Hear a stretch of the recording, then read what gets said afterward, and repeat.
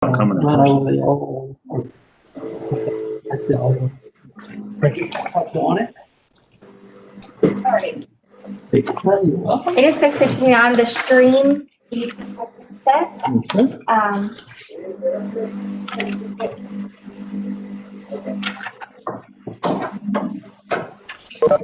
Sean Stern, I know you of all people are not unmuted providing feedback. I know that's not you.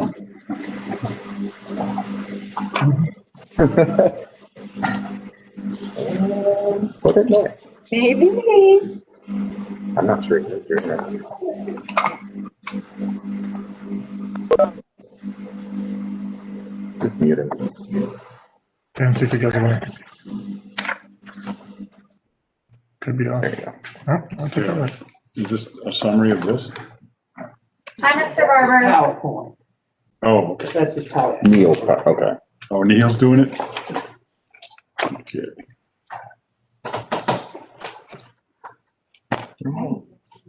You good, Holly? All set?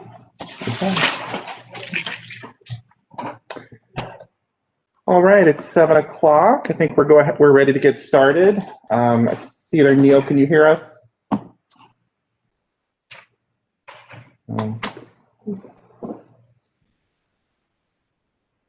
We're not muted. I'm not. Stephanie, Carla, Brenda, or Neil, can you hear us? I can hear, thank you. Yeah, I can hear you. Okay. Well, then it is 7 o'clock and we will go ahead and get started. We have a quorum with all the board members here. And thank you to our guests who are speaking later, either on video or in person here. All right, we'll go ahead and start with a invocation. God, thank you for allowing all of us to travel here safely today. Please be with all the citizens of Amelia and across the state as we're expected to have some severe weather over the next several days. Please be with all of us here as we go about doing the county's business. Give us wisdom and lead us to make wise decisions. I pray this. Amen. Thank you. All right. The first item, well, I don't think we really have to vote on a workshop agenda, but the first item on the agenda for tonight, we agreed on the dates for the workshop last month, but we did not actually do a resolution to finalize those. So we're just catch up on some of our housekeeping. So you should have received the resolution, but it's of the same dates that we agreed last month, just like now, second Wednesday of every month. Do we have a motion to formalize those and approve the resolution? I'll make a motion, Mr. Chair. Thank you. Any other comments? All right, all those in favor of confirming the dates for workshops for the year, say aye. Aye. Aye. All those opposed, same sign. All right, thank you. All right, our first main topic then is the EDA strategic plan. And Taylor, do you want to intro it or go straight to? Well, we had talked a little bit yesterday about exactly how we were going to handle this tonight. And Neil and I had been talking about some other things, and we talked again this morning. And what we thought we would do, unless the board wants it a different way, we're very fluid. He will kind of walk through, just hit the high points of the old one, recognizing that you've got an EDA now as opposed to an IDA, pretty much a fairly new board so far as tenure, and maybe talk about how we go forward with some development of or modifying what we've got. You know, it'll be the board's opportunity to kind of direct things. So we turn it over to Neil. Thank you. I think you may be muted. We're not. Sorry about that. I was muted there. That's all right. We got you. Thank you, Taylor, for that introduction. Just as it repeats a little bit of what Taylor had said, is that I think the board now is in a quite different situation than it was 8 years ago when we completed the strategic plan for the, at that time, Industrial Development Authority.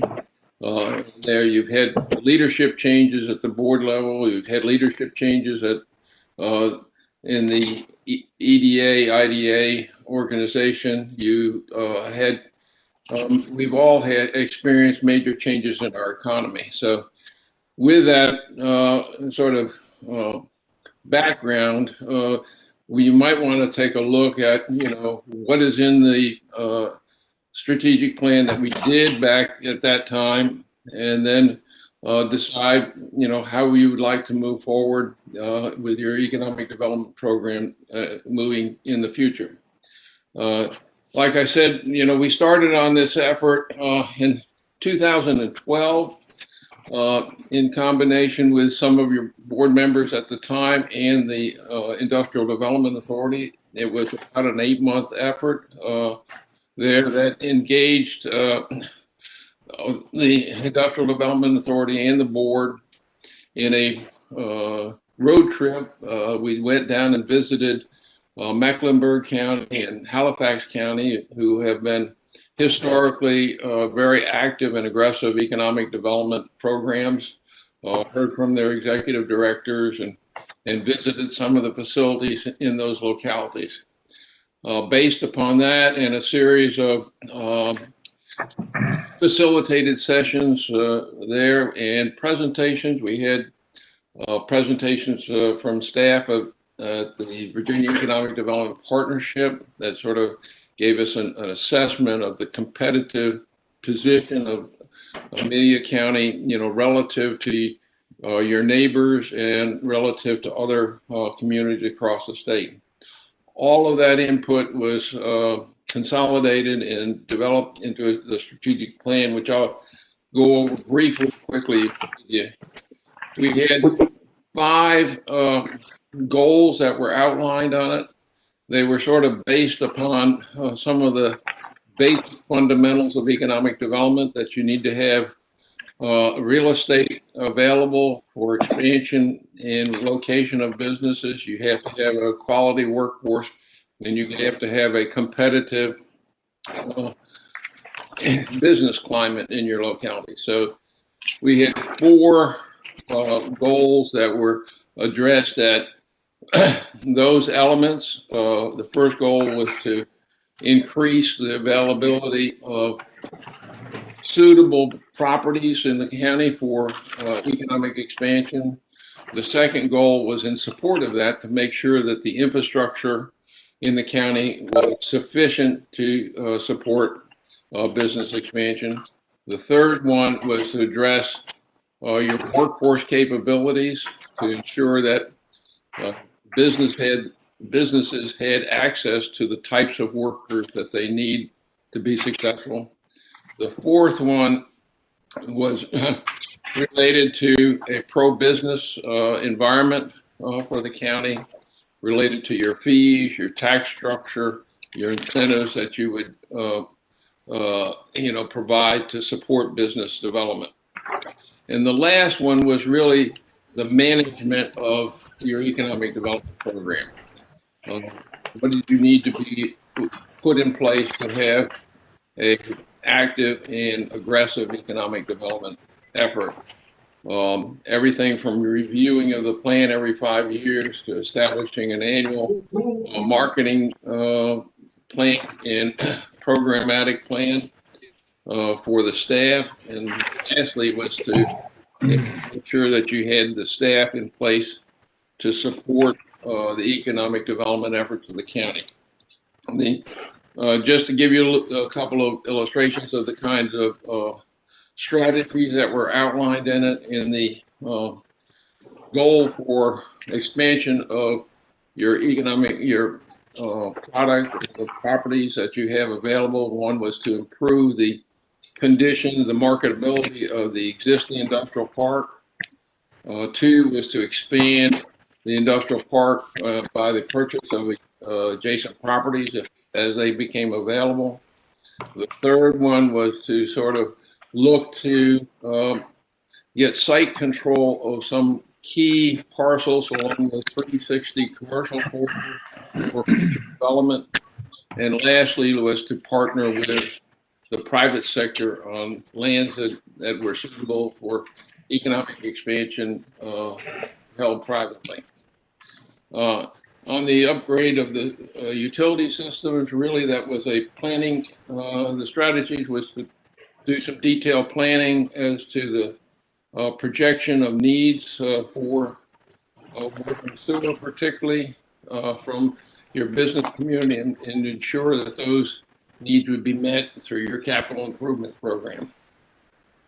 In terms of providing a high quality workforce, there was a lot of discussion in our planning process about the future of the Amelia Nottingham Vocational and Technical Center, and a lot of folks felt like that needed some redirection in terms of its efforts, and so it would be more closely aligned with the skills training that would be needed by local employers.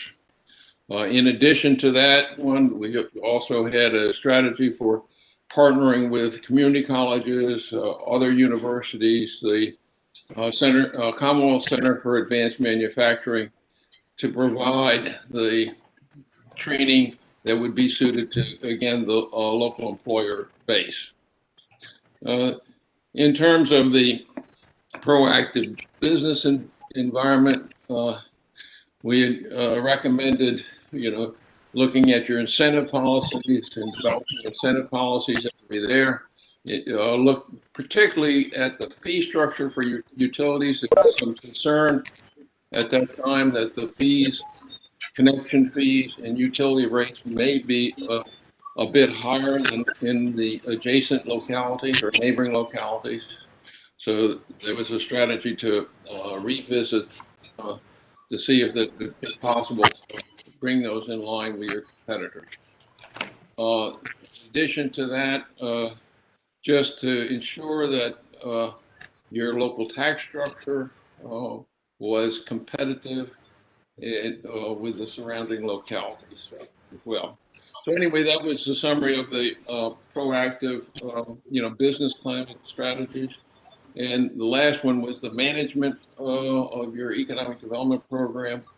And again, as I mentioned, there was a suggestion that you think about, bringing on staff either on a contract basis or on a, into the county government to support your economic development activities, to look at developing an annual work program and marketing program for that would sort of the activities of that staff.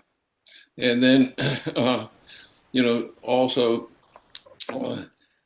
providing leadership through the Board of Supervisors to the IDA at that time in terms of the direction of the program.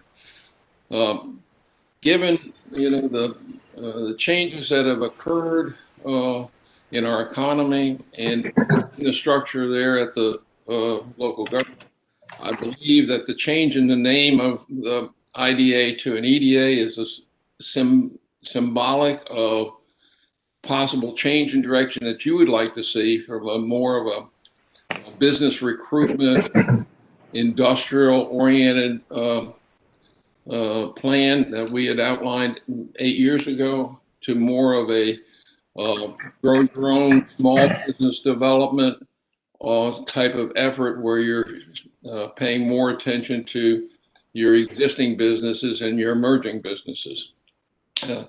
If that is truly in sort of the direction that you would like to go, I would suggest that it really takes some time working with the EDA and revising this plan or starting afresh and begin to establish those kind of goals and strategies that would help you achieve the vision that you'd like to see for your economy there. With that brief presentation, I'll be glad to answer any questions that you might have. What is your opinion about whether you have seen demonstrated evidence of achieving these goals since put in place in 2013. I'm not close enough to your situation to be able to render That's a fair. definitive opinion. But what I would say is that I would say that you probably have met a number of the goals that you have, but there have been others that you have not been able to meet, either because of resources. It could be resources or commitment or change in direction there. But I think that your business climate is still fairly robust there. I'm not sure that you're able to make much progress on the inventory of business properties. I Yeah. understand that there is some change in the possible change in the future of the vocational center, which I think provides some opportunities for restructuring the programs to be more business directed rather than academically directed. So, Okay. I think I think there's been some successes, and there's probably some other things that are still left to be done. Thanks. And I think you have a good point. I probably shouldn't have asked you that question because you're right. You're probably not close enough on a regular basis to opine, and that's fair. I have a hard time finding even half of the sub bullets under the objectives that I can think we've either done or even making progress toward, personally. So just like the first objective, develop fully serviced industrial parks, there's 3 bullets. We haven't purchased or developed additional land. We have not identified, acquired, or developed additional industrial or commercial property at strategic locations. I think we could argue we're marketing, and that's 1 of 3. And I kind of think as I look at each objective, I think they're similar to that half or more I can't find progress toward. That's not on you, to be clear, Mr. Barber. You're just advising on the plan. So, okay. That's all of my comments and questions. Others? I'd like to add that I've been through this plan multiple times. I still think it's spot on. Everything in it is in line with what we, as a board, have been talking about what we want to do. And this is the 3rd time now that I've heard Mr. Barber come and talk to us about we need to get going and get it done. But yeah, the current EDA, I'm not sure if it's lack of leadership, lack of direction, or just lack of qualifications, but it's not getting the job done. Yeah. Have they seen this? Well, they wrote it. They wrote it. This is Some of them. This isn't a big Yeah, one. I know, but I'm asking. That's just They a really- summary of the big they one. really- this one's from 2013. Do they really know what, It's just bullets out of the big one. you know what I mean? Right. Did they just go through an exercise? I guess that's what. Yeah. I think that's a good point. I think it feels like they went through an exercise. So in November, I asked for the EDA to prepare a report of their annual activities in 2020. And I asked that the report, and we mentioned this in one of our meetings, I can't remember which one, but we asked for the report to be delivered at the end of January. They don't yet have a report of their activities, but they have minutes from every month, to be clear. They're public meetings, and the 2 representatives from the board, our board, attend their meetings. I don't think there's a lot to report on, is my unfortunate part. They are acting when something comes to them, and I think well, in general. But I think when I look at what I see, I mean, there's even the words proactive throughout this plan, but the totality to me says proactive. It's like go do, go do, go do. I think we just don't have that proactivity as a county as a whole. So because I don't think that lays just on the hands of the EDA, to be clear. That's my summary. Right. Agreed. Do you see, trying to justify the direction and economic development person would take them, and whether maybe Well, clearly, that's what we need. that's the catalyst we're looking for. Someone who wakes up every morning and that's all they're thinking Yeah, I about. guess that's. Yeah. And I think we struggled with that. This is why I said it's not all in the EDA. We struggled with that in 2020 with, trying to hire that position, and for a number of reasons didn't get there.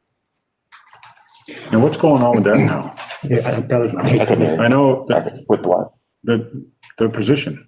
What's going on? What's So his he's dad? got so now we as the board authorized in November and December for him to repost that as deputy county administrator, focusing on economic development and human resources. And the position is posted. And I think you said you've had a couple resumes come in, so you're in the We extended the period. Yeah, we've gotten 9 resumes, but we did extend it until February 26th. And since we extended it, I have gotten a couple more. So they are still filtering in for sure.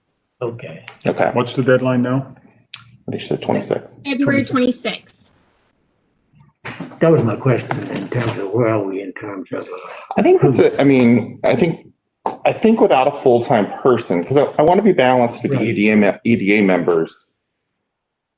They are volunteers, That's like we are. And I think what we need takes a lot of time.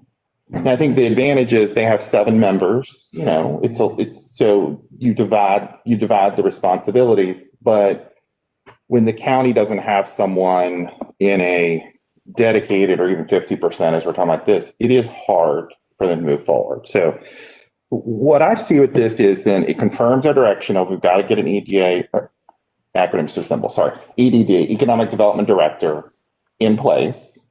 And we're talking now at least 50% time. And then I think the open question is, with a plan that's 8 years old, do we just stick with the existing plan? Or I think we should. I mean, if you read it. well, let me just put the options I think out on the table. Or do we go for a wholesale revision of it?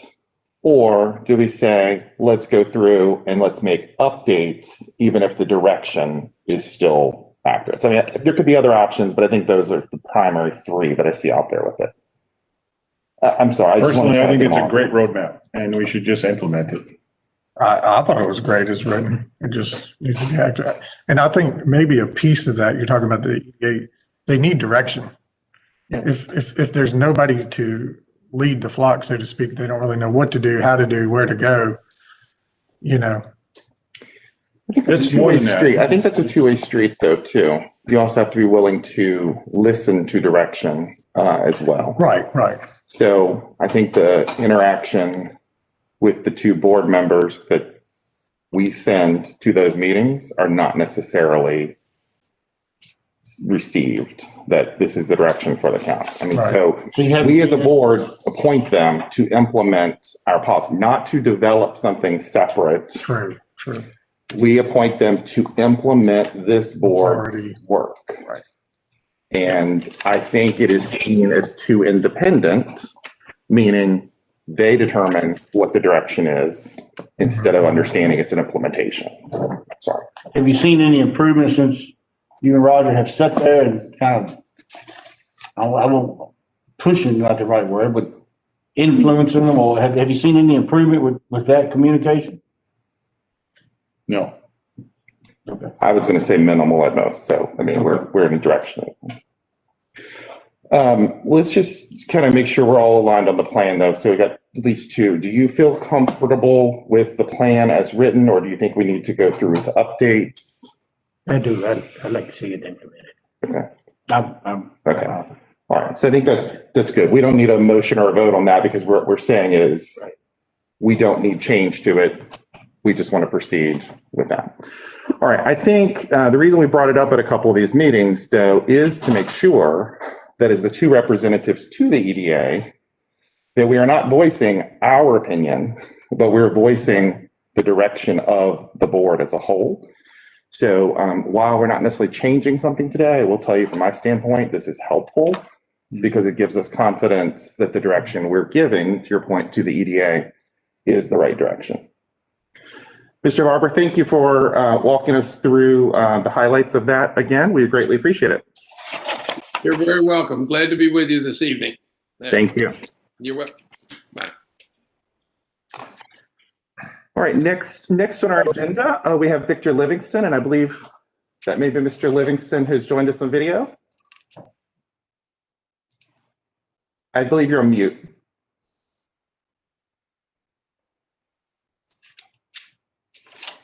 Okay, thank you for inviting me in. Allow me to come in. Thank you. Floor is yours. All right. I'm glad to be in the meeting with you all, and prayerfully the proposal I'd like to offer to the board would be an additional burden to what you're trying to accomplish. We have a church building over in the Promised Land area, 11670 Promised Land Road, and we're in the process of renovating right now. And an idea came to my mind about a community center there, in some way to help the community for its homeless, food, clothing, jobs, whatever we can do to help the community. I was hoping that we could partner with the Amelia board in some way to help build the community. And it's not say something I have to go on and on and on about. I feel that most of the board members there are familiar with community centers. And I live in Richmond, North Chesterfield area. So I'm not sure whether you may have a community center there already active. But if we could partner and, sort of look at what we have there, if I could have maybe say some representative from the board there to come to our location there in Amelia and take a look at what we have there and see how we may be able to partner to help develop that so we can join to build a community. And whatever is going on with your board now, after we be able to help in that area.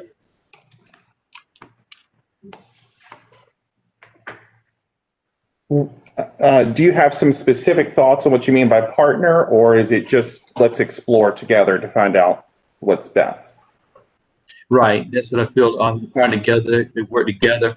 And when I say partner also, for is I would say that could do grant writing and things like this to work together to build that ministry there, and we will work together as a unit. And I would love to know more about Amelia and the situation it's in that area where we can better identify what is needed as a part of our church worker community. And I would like to bring in the other churches in the area also to what we all can do to build a community and economically and whatever way is needed in order to do that. And that could be a meeting location also in the future where we can help get that done. What specifically, what types of programs are you currently doing?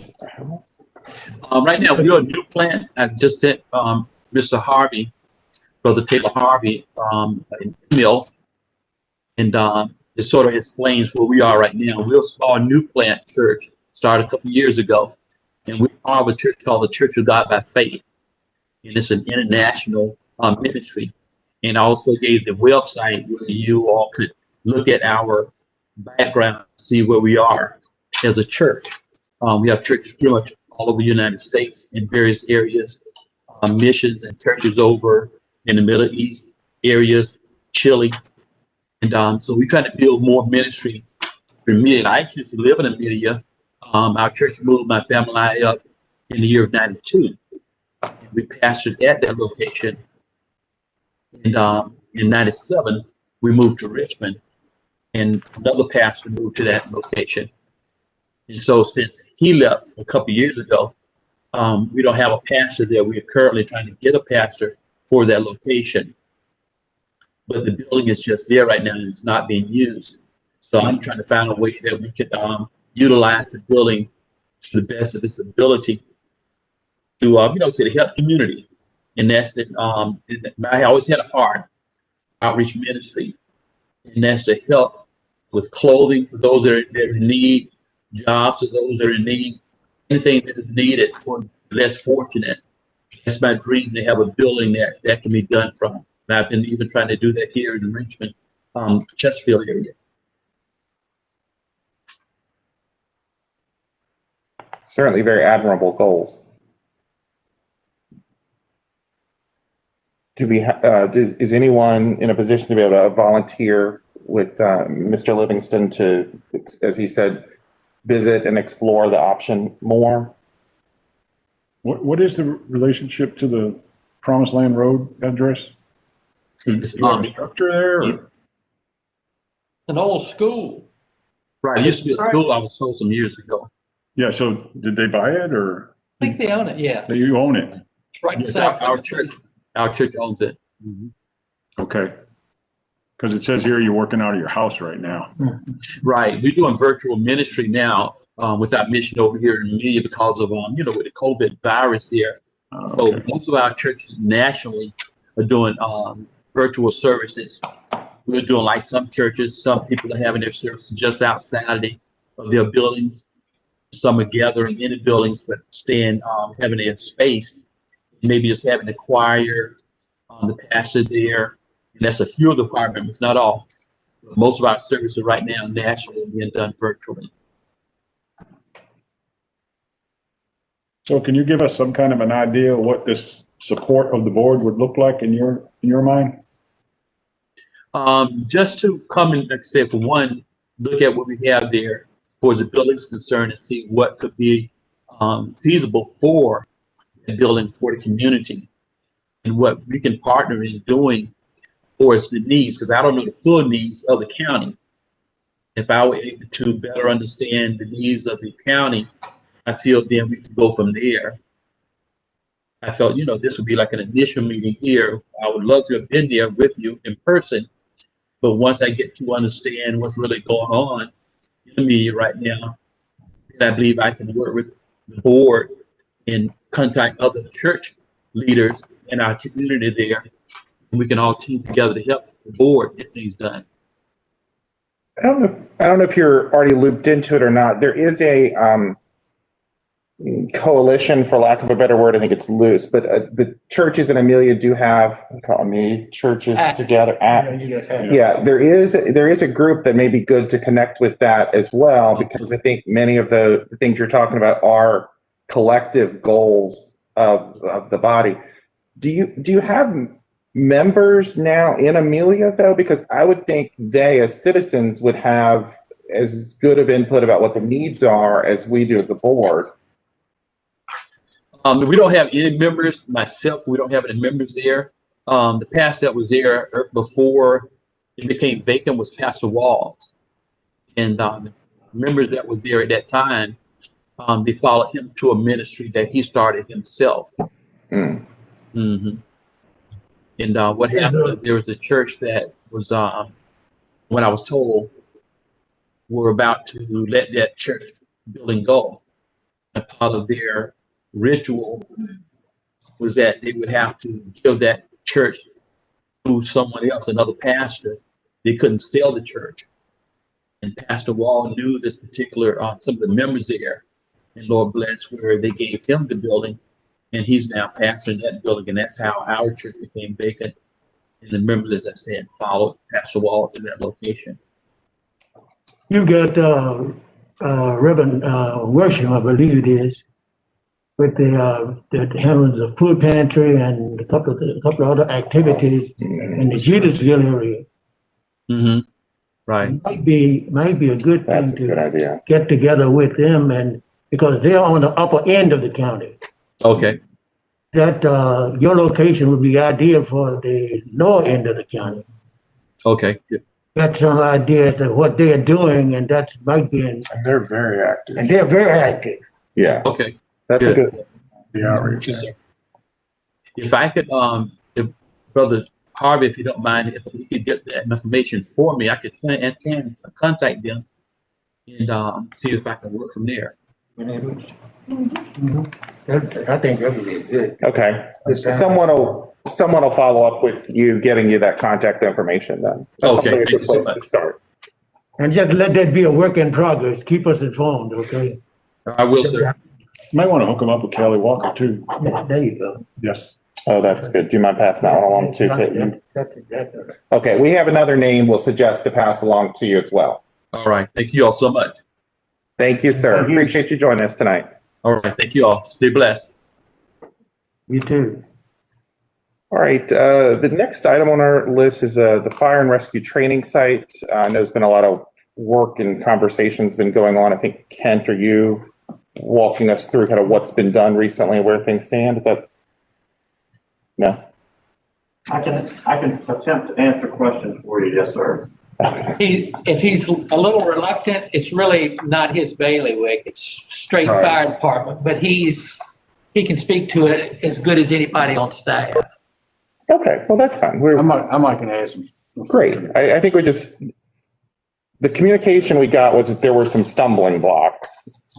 And unless we kind of understand the situation, then it's hard for the board to help move forward with that. So yeah, just a group conversation, fill us in.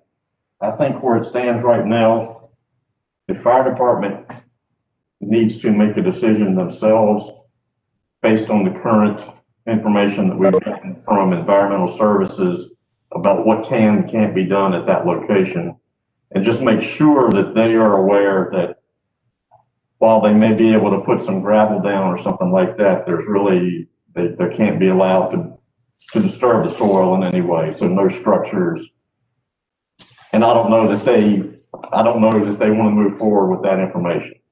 I mean, I think they need to make a determination of whether they want to continue that or not.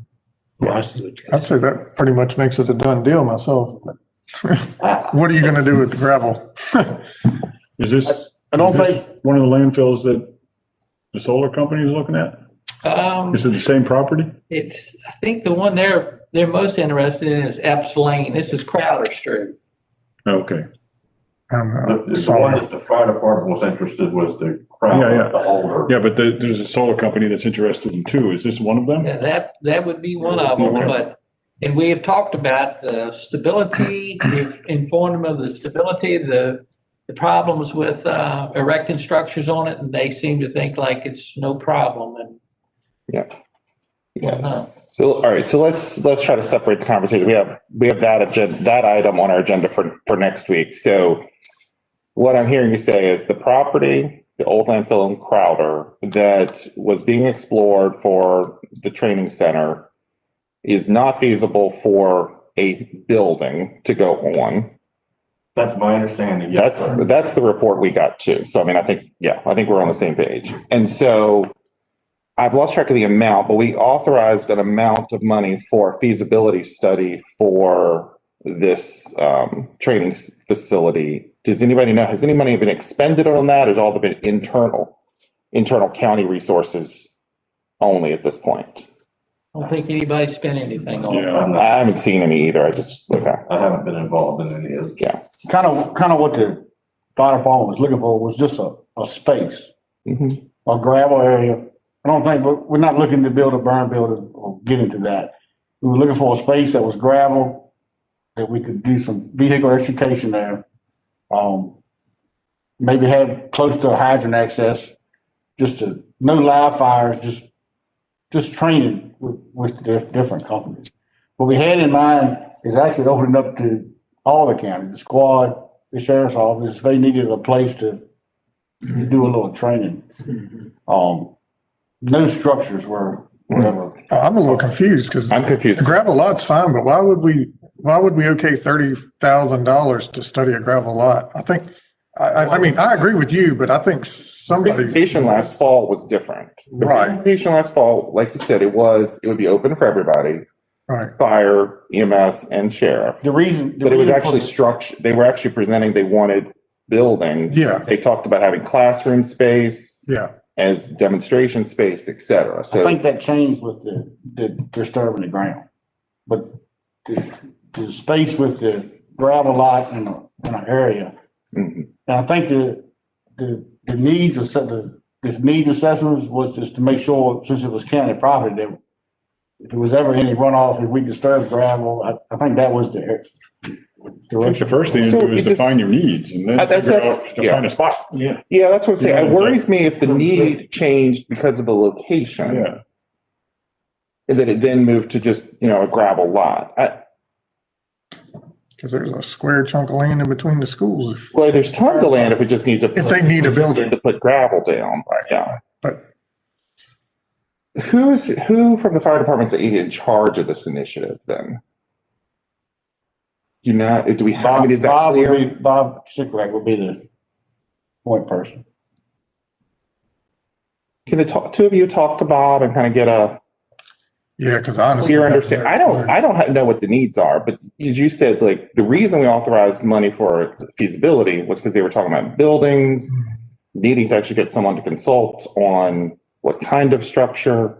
If that need no longer exists, great. But I wouldn't want to see us just fall back to a gravel pad just because that's what that location could accommodate. We have other locations we could look at. Yeah. I prefer to say, this is what we need. Let's find the right place for it. Exactly. Right.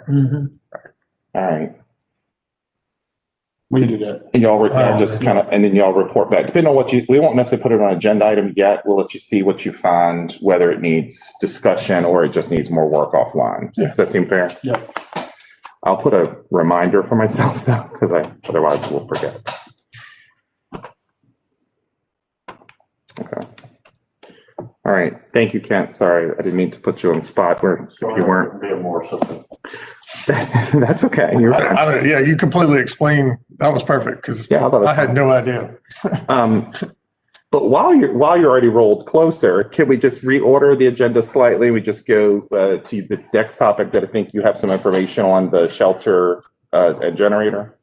Is that fair? Can we just swap that one with the? I can speak to that, yes, sir. Okay, good. I was worried about putting you on the spot again for something. No, I'm good with that. All right, thank you.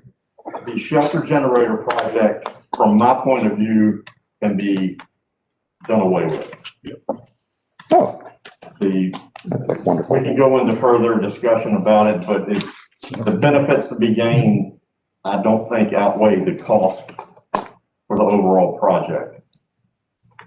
The capability that we were trying to achieve can be done in other ways that will save, it can be done with much less taxpayer funding to do it with. What a refreshing update. That's good. It can be tied in with some other things that you all already have on your agenda that y'all have already are moving forward with. And we can get our capability using that rather than spending more money at the school that probably would not be a good investment. Excellent. Okay. I was just going to look up what we had down on that.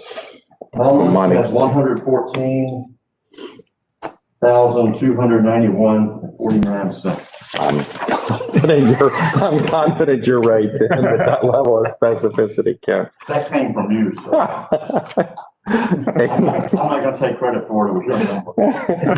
Okay, thank you. Well, the good news is Carla has checked those numbers then, so that's the key. Okay.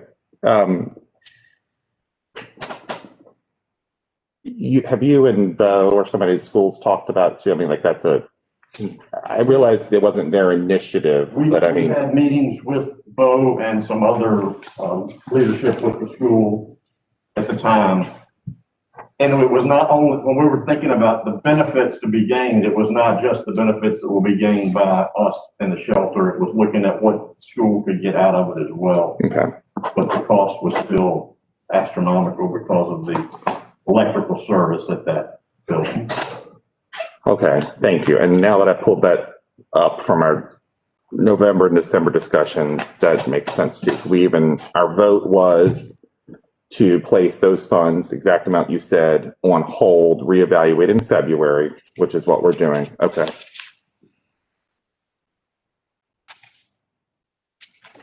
All right. Any other discussion on this? Mm-hmm.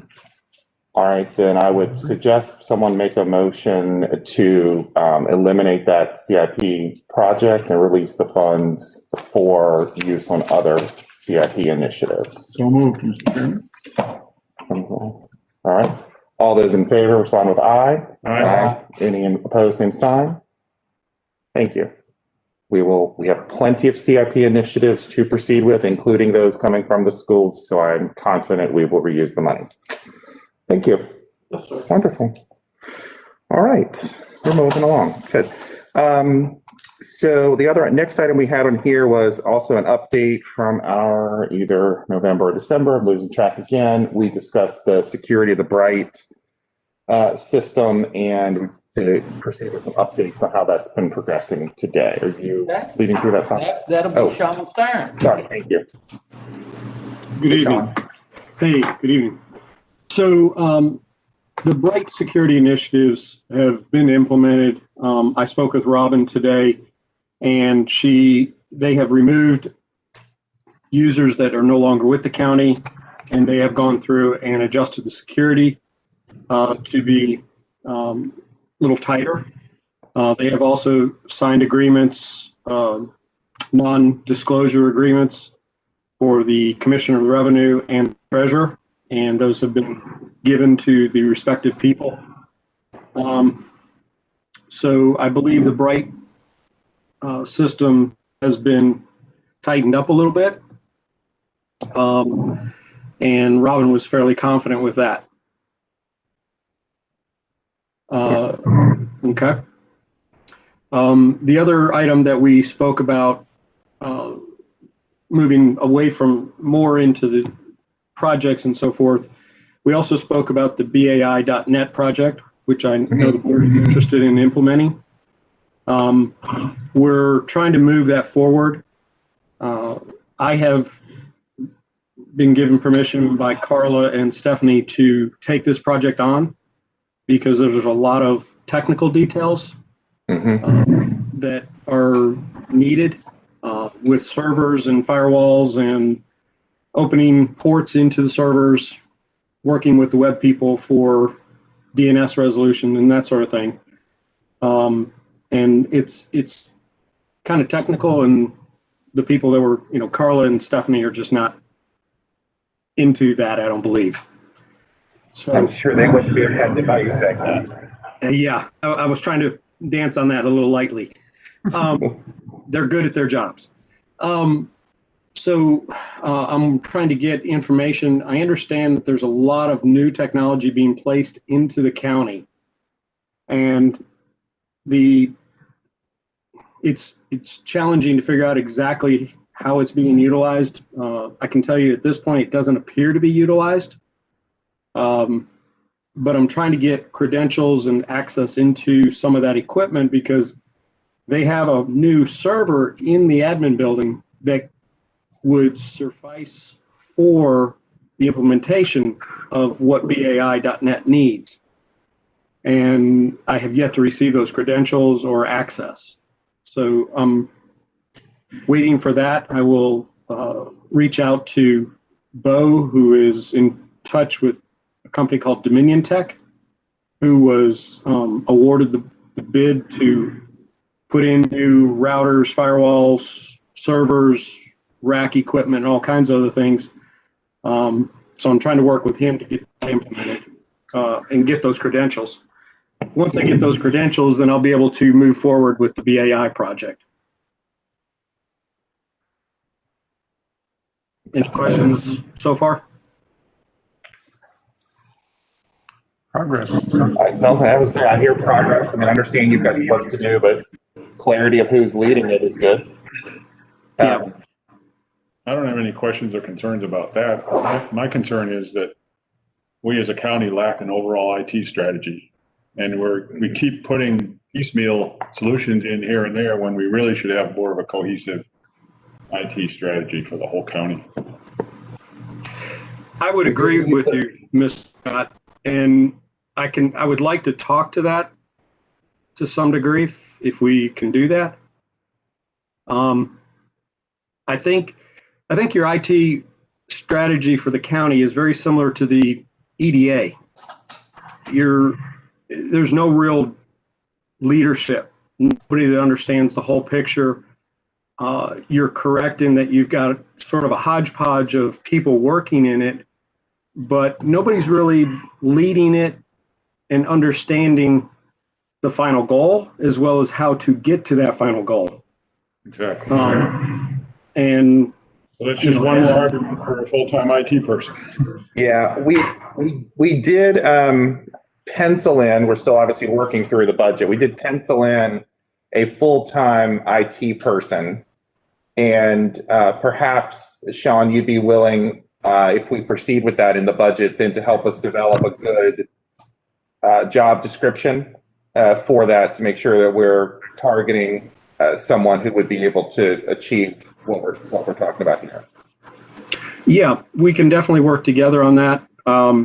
Yeah, and that was kind of what I was leading to.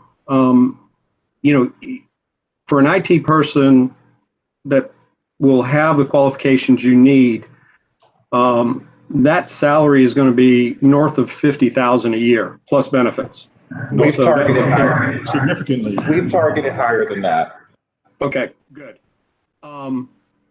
And so, yeah, you need some IT leadership, and you need someone, yes, maybe Dominion Tech got that bid and they can install the equipment, but there's a lot of details behind it. Yeah. And there's going to be an implementation problem if someone isn't on the ground handling that. Carla, offline, can you send Sean the salary? I can't remember. I simply don't remember what it is, but can you send Sean offline the salary range that we're estimating to make sure he feels that's appropriate? Yes, Okay. I can do that. All right. Yeah. We've got a long agenda, so I'm not trying to cut you off. Yeah, let's target on questions. Real quick, if we're looking into an IT person, if Sean says we really don't have a plan, how do we know where we're going? I mean, I don't think we need a plan like this, but do we need something? We need to know where we're going to end up. Yeah, that's an IT strategy. Before we hire an IT person, or?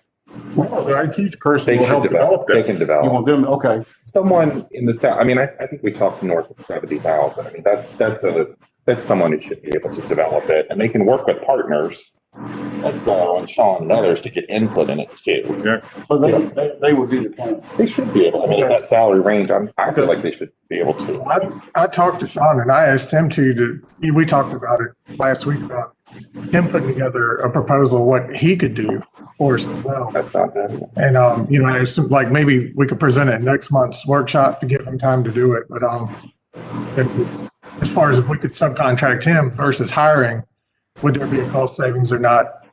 And be able to put his IT man in the lead. Because that's the problem is not having. We would save money, but again, just like with the economic development director, we really need someone who wakes up every morning and all they care about is Amelia County IT, and they're continually looking for improvements. Yes. Not just solving problems when they pop up. I was talking. I mean, so I think that would be fine if Sean helped develop the strategy for it. I don't think it can be instead of the full-time person. Like, I was talking to Carla and Stephanie and the librarian and some others in the past 2 weeks. They're saying what they need is someone on site. That they're spending 2 and 3 hours, per example, of like, we can't get this simple stuff, can't get this printer to connect. They need somebody on site, because otherwise we're spending people whose expertise is something else. We're spending them doing that. And I think we talked about it last time, Sean, we weren't talking about not using you anymore, but to have you be able to do the bigger things. We can still outsource when that's appropriate, but that we needed somebody on site, but also just to coordinate with you, so they could be managing the implementation as well. Yeah. And that's fine. I'm fine with that. What I see, I've been in the business 40 years, so I work with a lot of companies and a lot of different business types. What I see is that you have a lot of projects going on right now that I'm not sure exactly where they are, and I'm not sure everybody really understands where they're at. Sure not. You've got equipment in buildings that's not been turned up. You've got servers and racks and fiber and all kinds of things, and I'm not sure if there's any one person that really could tell you exactly where those projects are at this point. I'm not sure exactly the time frame for your IT person, but you've got some live grenades, for lack of better, in your backyard, and and a lot of a lot of investment. There's a lot of money that's been allocated to this, and so. Well, can we talk about that timeline problem that you're discussing? So if we put it into the next budget, and we're talking about July 1st before it gets advertised probably, and then kind of go from there. Is that fair? I mean, that's normal timeline, right? I think we ought to follow your instructions of other departments that if there's room in our current budget, they do it this year. That's what I was feeling like. I mean, if we, in all of our budget discussions, we have said this is one of our top priorities. We have the room in the current budget. We're underspending. See forward with this position now. I mean, the money we haven't spent on the economic development director that was supposed to be hired last July would pay for this. Right. Does that feel like, I mean, it doesn't solve the problem tomorrow, but it accelerates solution of the problem from where we would have been before. Yeah. Right. Yeah, I really feel like the county needs some direction now. I know you had a MOU with the schools, but that situation has changed up a little bit, and it may not be suitable for you now. And I know you've got people that are needing assistance. Yeah. And they just don't have anybody to really turn to. Again, Stephanie and Carla turned to me for the BAI project, and I'm more than glad to take that on and try to push and understand a little more about what's being done with the Dominion Tech installation, because that definitely affects what we can do with the BAI.net project. Okay. David, I was facing this way, so I couldn't see your reaction. I saw theirs when we talked about moving forward now with this position. I'm fine with that. Okay. He did speak of, if we got all this equipment, we need some type of assessment of what we got to go along with the IT person to. Well, I think Sean has the capability to do that, but maybe he needs direction and guidance. So we authorize that then too? I guess he doesn't just freelance, I would assume, so. Okay, and we have it we have his services already budgeted for though. I mean, we have a line item for his services. We just need to give him a direction to come in and clean up, so to speak, yes. Yeah. Clean up or find out what we got. Organize, yeah. That's better. So Sean, do you think do you feel like there's value for you to do that now or move forward with some of the existing projects and then wait for this person? What's your recommendation on how to go with that? Well, for me to get the BAI.net project underway, I've kind of got to get in the weeds with what's been done and what's there. So I would say that, any information I get, I will be able to relay it to a new person in a format that they would understand and be able to have a proper handoff.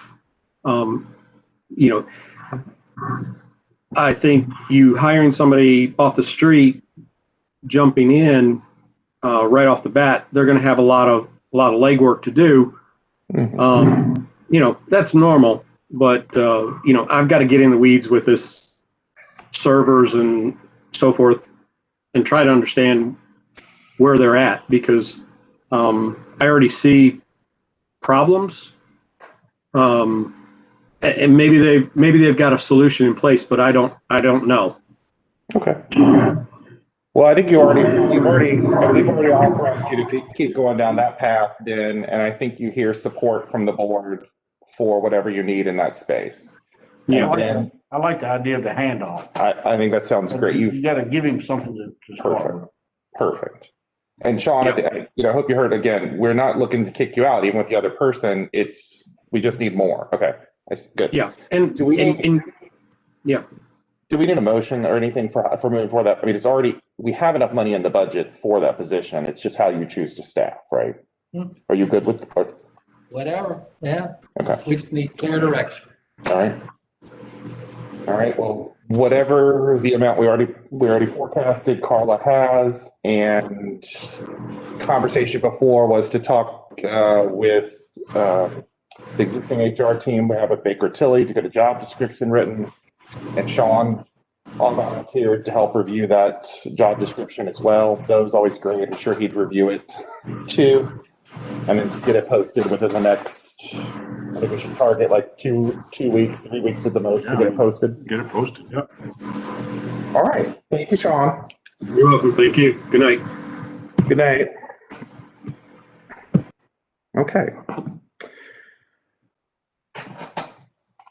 All right, Carla, next item on here is in fact, carrying along that theme, the 2022 budget presentation.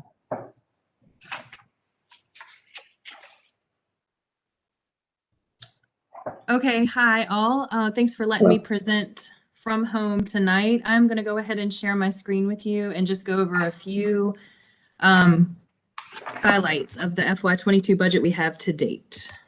All right, so. Before we do that, I'm sorry, Mr. Chairman, but on the previous issue, I'd like to recommend that we freeze all spending on capital equipment for IT-related projects until we have a strategy in place, unless it's something that's an emergency.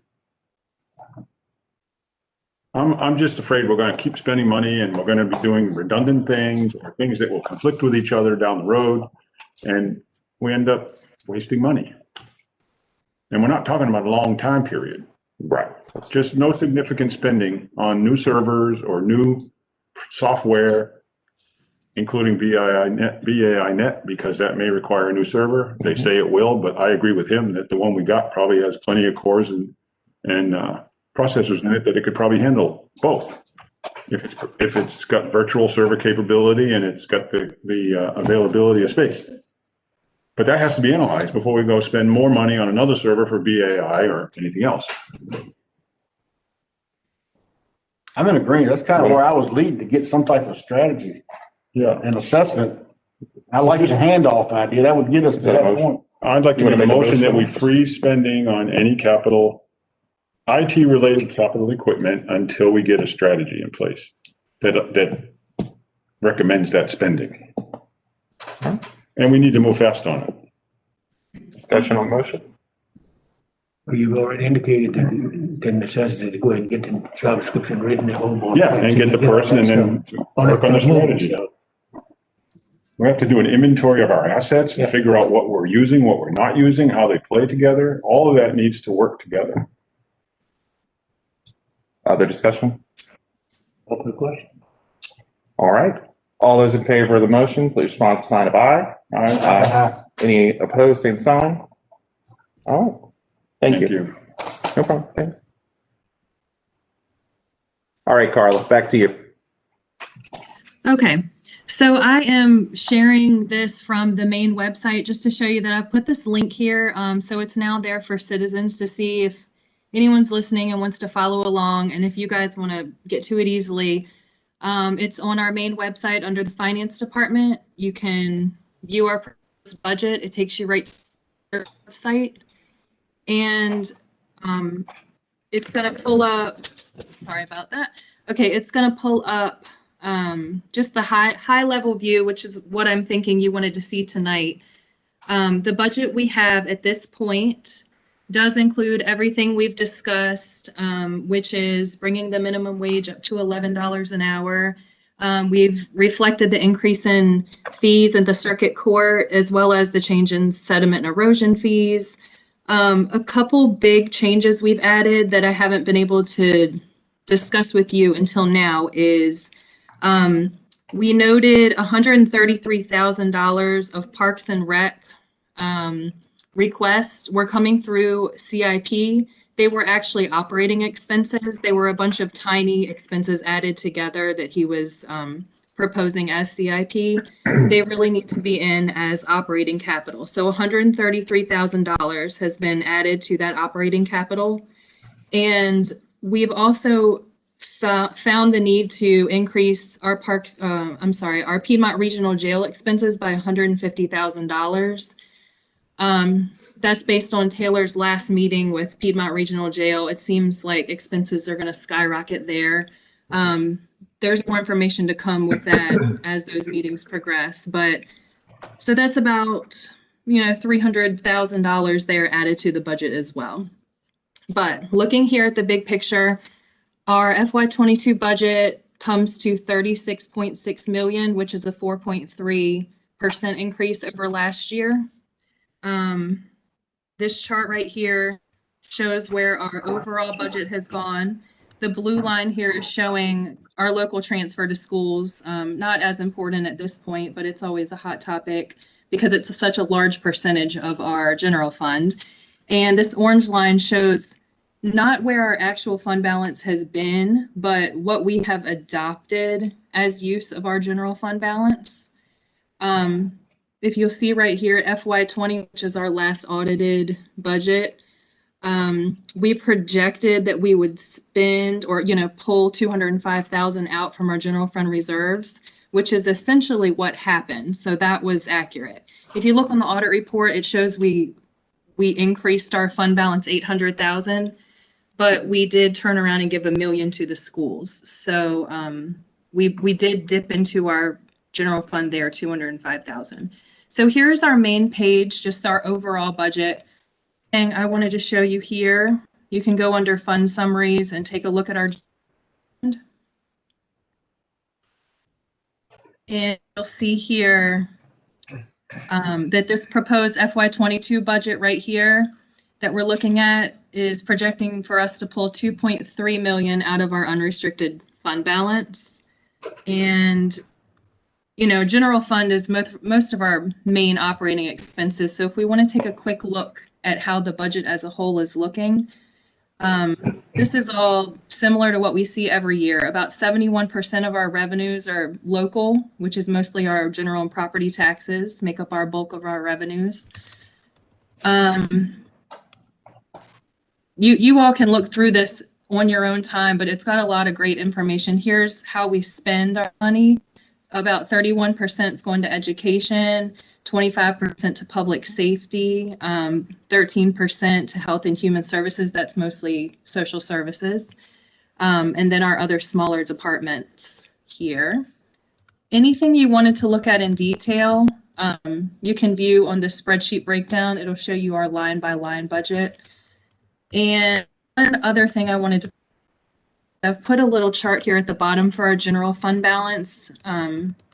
While we have predicted pulling a lot, some years out of, our general fund balance to balance our budget, it looks like over the past 4 years, we actually have increased our unassigned fund balance, which is great.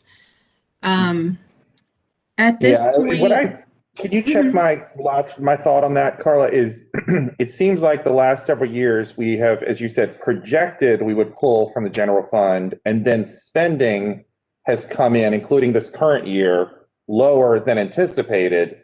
Therefore, we don't end up actually pulling much, if any, from the general fund. Is that why you think that's happening? That's correct. Definitely in 17, 18, and 19, that was definitely the case. In FY20, like I said, it seems schools just came in about $1 million under. So when we ended up we essentially ended up dipping into it 200,000 like we predicted, and that's because the schools were $1 million under. We didn't get that $800,000 returned to us. But yeah, I mean, in general, it does seem like we've had a conservative budget spending wise. So, I'd rather be safe than sorry when budgeting, but hopefully we wouldn't actually need to pull the 2.3 million. Well, I think that's a good summary, by the way, is we have said that throughout most of our budget conversations that we are being conservative. We said that through the entire budget cycle for the year that we're in. David, I know you joined us after that. But I mean, last year, this time we were planning through it. Everything we said was conservative estimates, and that's where we've landed, which has been good and healthy for the county. Good. One thing I want to point out too is that this budget and as you all know, doesn't include any CIP expenditures. So any CIP expenditures that, you know, say you're going to have $2 million in CIP, you know, you'd have to factor that into our bottom line budget here, because our advertised budget, which is now 36.6 million, includes all funds. Just a little side snippet there. Maybe I missed it as you were sliding through. What's your projection on revenue? Like, I think when I looked at this offline, I think you're projecting that to grow over from the current year as well, since we've heard 7.4. so conservative. What's the difference? What's the difference between our current projected spending, which, as you said, is without CIP, and what you expect for revenue? Our current spending or our current budget? Budget. So our assessment values have come in from the Commission on Revenue, and they've all increased. So I am projecting a decent amount higher revenue here. And this is a great chart here. This is on the general funds, which is, you know, our biggest expense. We're budgeting 19.6 million, whereas currently the budget we're in now, we budgeted 17.2 million, and we're ahead of schedule. So, I mean, we're budgeting to get a lot more revenue next year than current. And you're being conservative with that, as you have been in the past. You think those are still really strong numbers? Strong, I do. Yeah, okay. I do. So And that's based on a 98% collection rate on the taxes. So without CIP, you're projecting a 7.4% increase in revenue and only a what were the expenses? 4.3. 4.3. Yeah. Not coming up. Dollar figures. What's that difference, Carla, between budgeted expenses and expected revenue? What does that leave us then, that if we did not adjust taxes, we could put forward with CIP or other things? Does that make sense? You're talking just general fund? Total fund. Total fund. All right, let me pull this up. That would. Well, while you're pulling it up, let me make sure I answered your question correctly. The reason I said total fund is because I think the thing we have not, I mean, I know the CIP committee met, but that hasn't come forward to the board yet. The thing we've not put into the budget are the CIP expenses. And so I think that's why I answered total, because I think we need to factor that piece in too. So I'm looking for revenue projection minus what we've already budgeted, with the theory that leaves us what we could spend on CIP without having to raise taxes. That's my logic. Okay. All right. Right.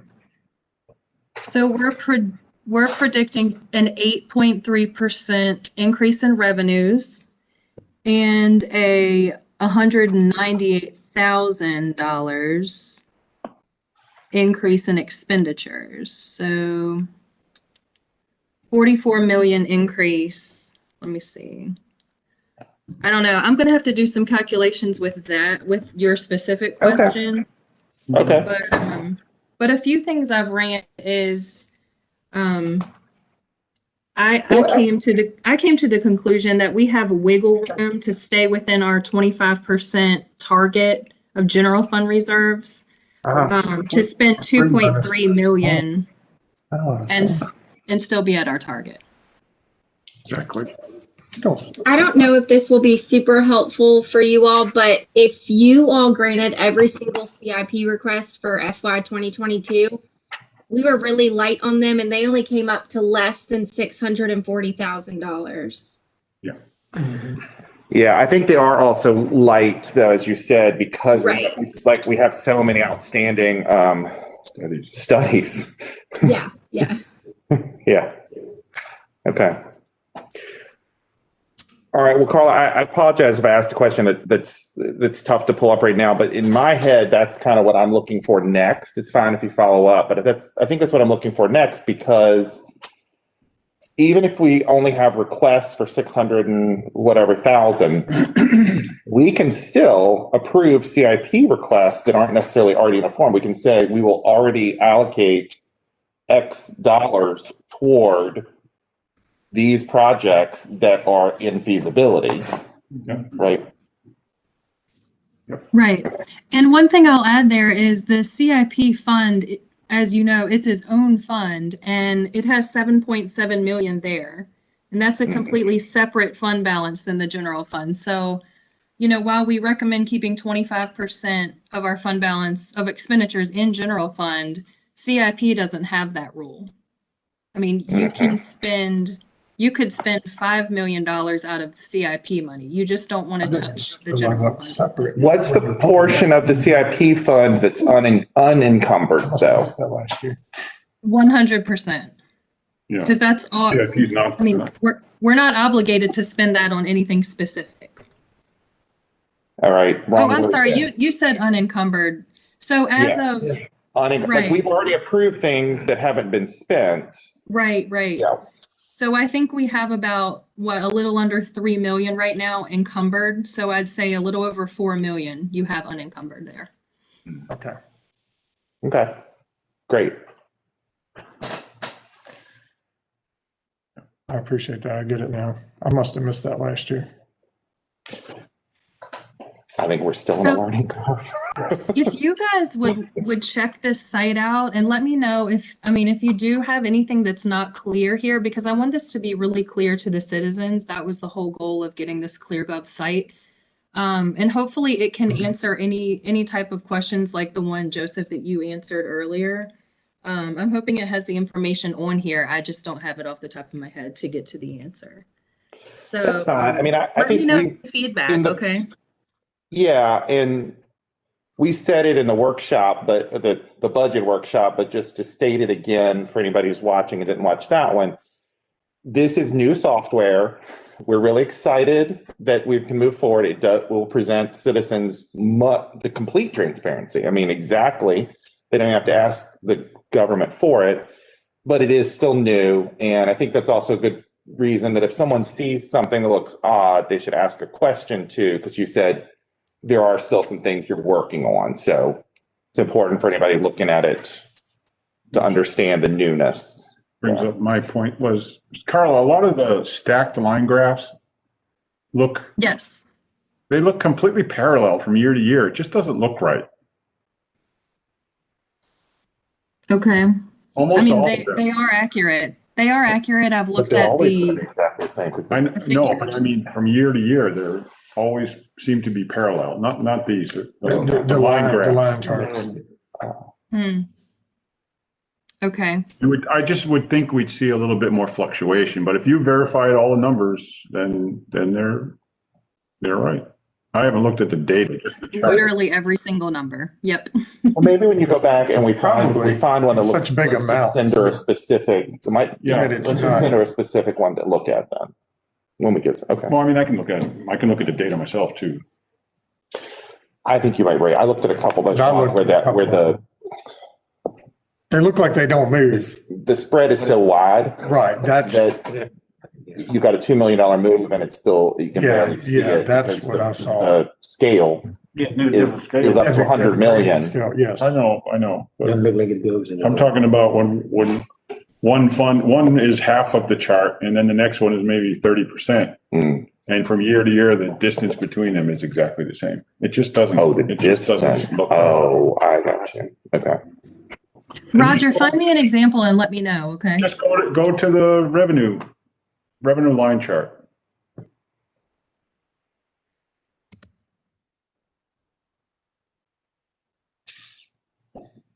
All right, here's our revenue.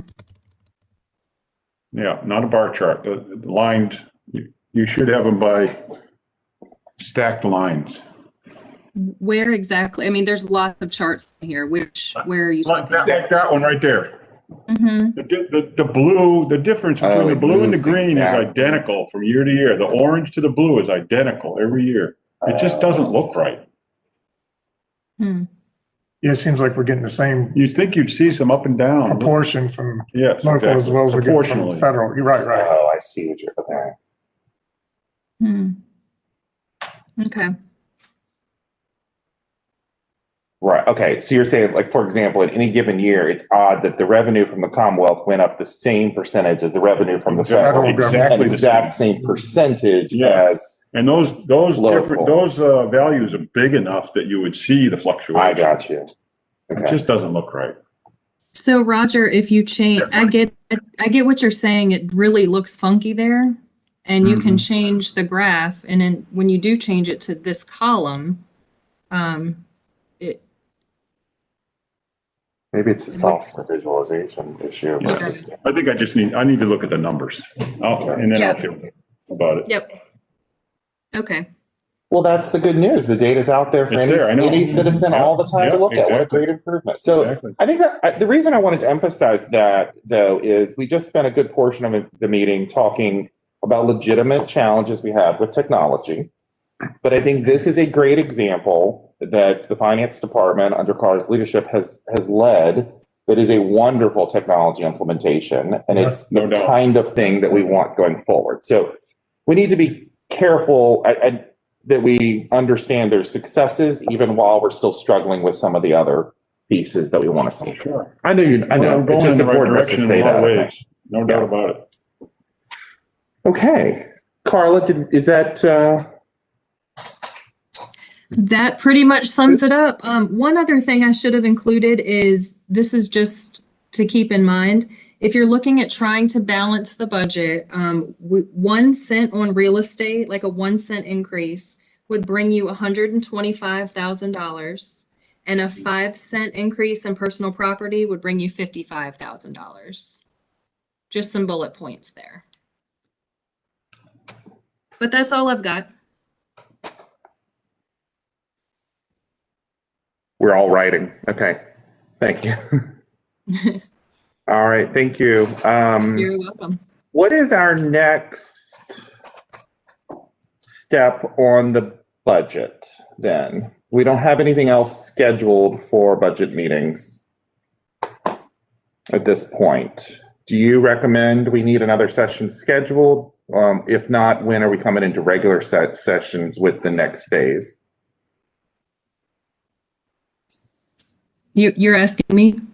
Yes. Yeah, from a process standpoint, what's the next process step? So I guess that depends on if you want to make any changes going forward at this point, as far as cutting any expenses. If you see any areas that need adjustments, we need to do that. We would have a workshop for that. Otherwise, typically I present the budget to the citizens at our March regular meeting. Not to say that has to be what we do, but that's been the timeline in the past. We have to figure out. If you want to make any changes before then, I'd recommend a workshop. What's the date for the, I know we said this before, I just can't remember. What's the date when the CIP recommendation is coming to us? Holly, maybe you remember. Holly. The date with the CIP recommendation is going to the Planning Commission on February 22nd. And then you all will see it at your March meeting. Well, you'll, I guess, vote on it at your March regular meeting, but you all had requested to see it initially at the March workshop, because that will be after the Planning Commission has officially voted on it. Which we'll be at, so we'll probably see it then. Yeah, that's right. Yeah, technically it will be after the joint meeting is over, but yes, if you stick around, you will see it. Yes. And then, Carla, your presentation of it at the March meeting, is that the one that needs to be advertised, or that then you would follow that with the advertised budget? We usually advertise the details for the public hearing, which comes after we do put it on the agenda that we're gonna present the budget, but so it'd be basically right, the details aren't printed yet. That's right. April. Okay, then I think that looks like we're plenty of time. I think we should plan then that our workshop for March be March 10th. I think that will be principally a budget discussion then, if we're going to have the CIP information and then be able to give final direction to Carla so that she can then do presentation on March 17th and then flow into April with the public hearing. Does that sound, again, I'm learning process Sounds too. good. Public hearing requirement, you have to have 2 weeks on that one. 2 weeks notice, right? We have to have the public hearing, it has to be advertised 2 weeks before the hearing. 2 times, right? Right. 2 consecutive weeks. It takes an extra week, and that But you feel good about based on what we just said? timeline will get it. And in March, we could bring all the things in the budget meetings that we said that we'd like to talk about, the increases here and there and the different things we could change. Have it all together and we can discuss all that night and kind of finalize it all together. Yeah. And then she can go back and tweak it. And then in the meantime, I would recommend that any of us that have more detailed questions, schedule one-on-one time with Carla. I'm going to admit I have some questions, but I'm not going to make everybody painfully sit through my questions in the next workshop. But I think everyone should work with her so that when we come in on March the 10th, we're talking about specific items to come in or out, increase or decrease, and not in a learning mode still then. Okay. One thing to remember as well, an Amelia Bulletin Monitor on Thursday does not give a week for the Wednesday meeting, the following Wednesday meeting. Yeah. That's something that we have to Right. work around every time, even though it's in your mailbox. Mm-hmm. The technical Some date on is Wednesday, Thursday. the date is Thursday, which is not a week for the Wednesday evening. I do remember that coming up last year. Okay, good. Okay. Any other questions? When are we going to get the final number for schools? We've got it. It's incorporated in this budget. That's a draft. You maybe can't see, I've got Dr. Harper. Oh, you're right. That's Carla. not the final. You've got a placeholder of what she gave us as the draft. Are you able to shed some light on that? We will be presenting a proposed budget on Friday to the school board, proposed increase. 496. 752. Yes. 496, 7. Right, so it's a little less than, we had initially suggested. But you have to understand that the appropriations, bills are in the House and the Senate right now, they're different. And so anything can change when the state decides to have a final budget. We won't know that until the end of this month. Yeah, and we're working with a lot of that too, because what they do with constitutional offices, budgets and salaries, there's a lot of flexibility still in this. Okay, that's fair though. All right. Thank you, Carla. Thank you, ladies, as well. I feel like you sat through a lot for just that piece, but thank you for bearing with us. All right, that is the end of our advertised public meeting portion. I believe we do have several items for a closed session. Do we have a motion to go into closed session explicitly for the purposes covered in Virginia Code Section 2.2-3711.3 for real estate? .1 for specific personnel discussions, and .5 for potential business transaction which would be adversely affected by making them public. I'll make a motion. Excellent. Tried to save the numbers. All right. Thank you. All in favor of that motion, please respond with aye. Aye. Any opposed? Same sign. Thank you. We're moving to closed session. Mr. Chairman? Yes. Any action? I do expect one action, and I tell you what I can do for you, because I think it could be a long one. We'll address that one first, which I think that portion will be short. You hang around for a couple minutes. I think we can come back into public session, make that vote, and go back into close for the rest that won't have action. Is that fair? Yeah. Thank you, sir. Yeah, thank you.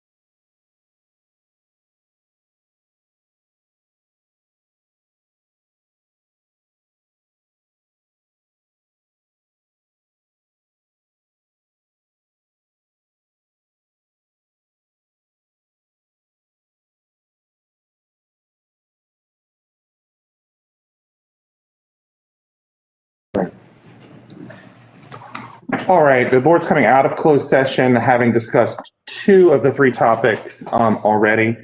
Do you need a motion to we need to certify that we only Need to go come Discuss out what of- we went in you got closed session two for. motions, one to come out, then the second one to do the certification. do we have a vote? All those in favor coming out of closed session, say aye. Aye. Any opposed?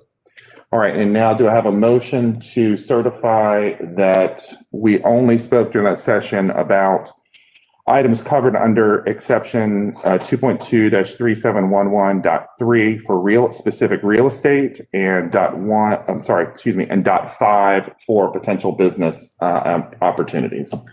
I'll make that motion. You make that motion. We need to certify by district. District 1, I certify. District 2, I certify. District 3, I certify. District 4 certifies. District 5 certified. Thank you.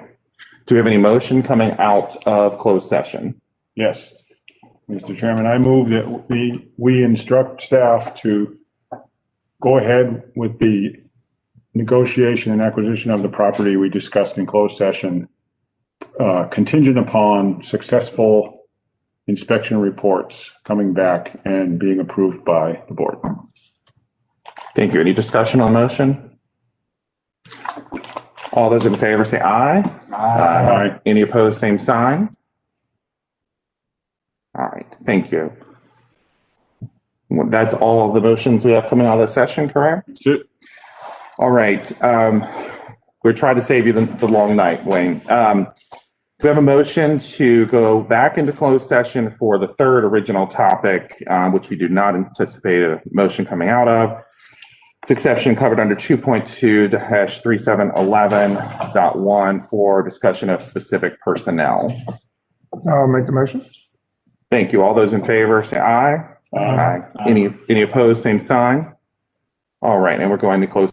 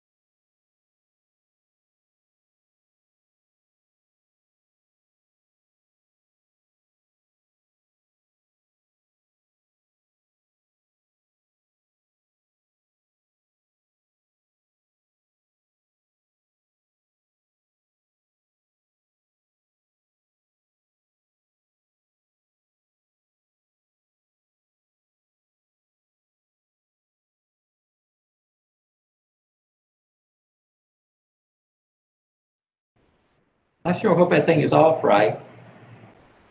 See where that red is up there? It says live connected. Yeah, YouTube's still live, but we killed. It's a pause in the YouTube. This is Right, it makes the it way pause. she's got it set up. Yeah. Right. Yeah. So that it doesn't create two files. All right, we're returning from closed session. Do a motion to return to public session from closed session.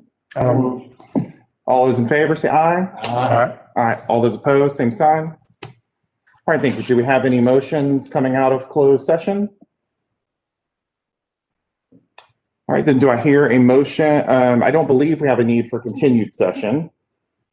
Do I have a motion to, Do we need to certify that all we talked about? we do. Thank you. Thank you. Good. I'll pretend I was testing you. All right, we need to certify that during that portion of the closed session, we only discussed items allowed by the exception in 2.2-3711.1 personnel of a specific personnel. District 1. Certify. District 2. Certify. 3. Certify. District 4 certifies. So certified. Thank you. Now, do we have a motion to adjourn? So moved. All right, thank you. All in favor? Aye. Thank you. We are adjourned. You got it? I got it. Yeah. I'm not sure I'm gonna handle the thing right. She thought it was herself. I think it will if you do the stop. If you Video mute. stop, it should kill it, I think.